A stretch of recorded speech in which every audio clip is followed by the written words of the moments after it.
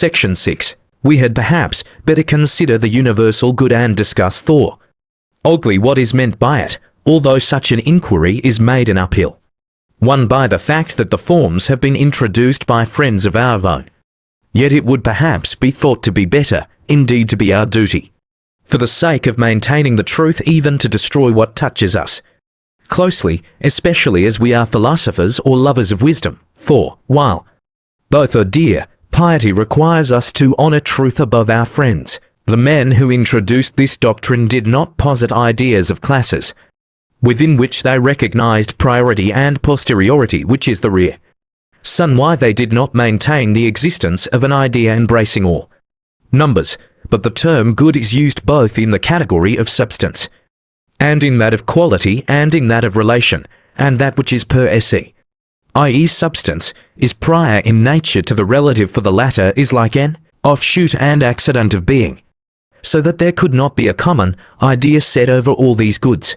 Further, since good has as many senses as being, for it is predicated both in the category of substance, as of God, and of reason, and in quality, i.e. of the virtues, and in quantity, i.e. of that which is moderate, and in relation, i.e. of the useful, and in time, i.e. of the right opportunity, and in place, i.e. of the right locality, and the like. Clearly it cannot be something universally present in all cases and single, for then it could not have been predicated in all the categories, but in one only. Further, since of the things answering to one idea there is one science, there would have been one science of all the goods, but as it is there are many sciences, even of the things that fall under one category. For example, of opportunity, for opportunity in war is studied by strategics, and in disease by medicine, and the moderate in food is studied by medicine, and in exercise by the science of gymnastics. And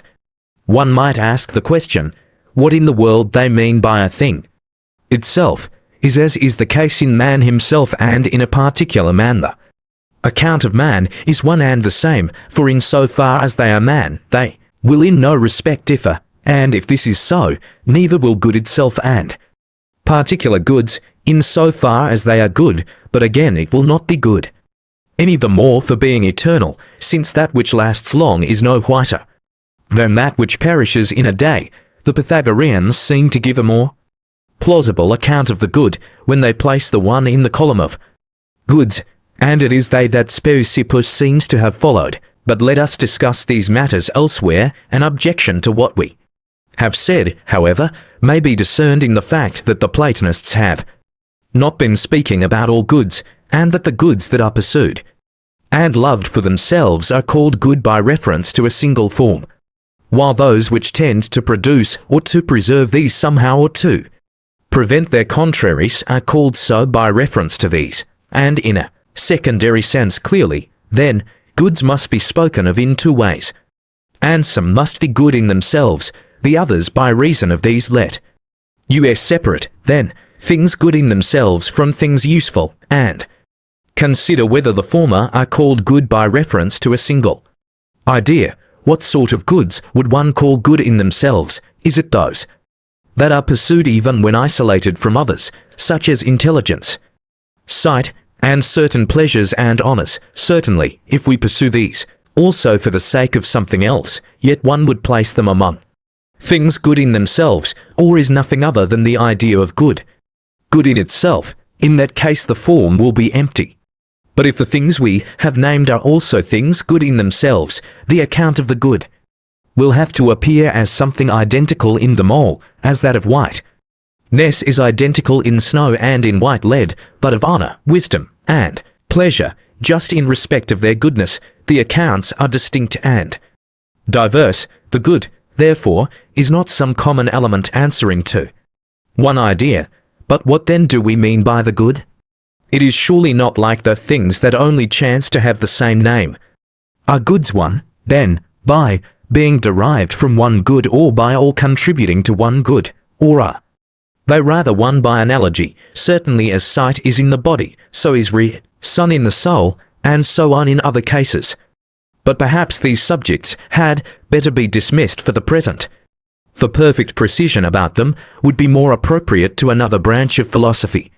And similarly with regard to the idea, even if there is some one good which is universally predicable of goods or is capable of separate and independent existence, clearly it could not be achieved or attained by man, but we are now seeking something attainable. Perhaps, however, someone might think it worth while to recognize this with a view to the goods that are attainable and achievable. For having this as a sort of pattern, we shall know better the goods that are good for us, and if we know them, shall attain them. This argument has some plausibility, but seems to clash with the procedure of the sciences, for all of these, though they aim at some good and seek to supply the deficiency of it, leave on one side the knowledge of the good, yet that all the exponents of the arts should be ignorant of, and should not even seek, so great an aid is not probable. It is hard, too, to see how a weaver or a carpenter will be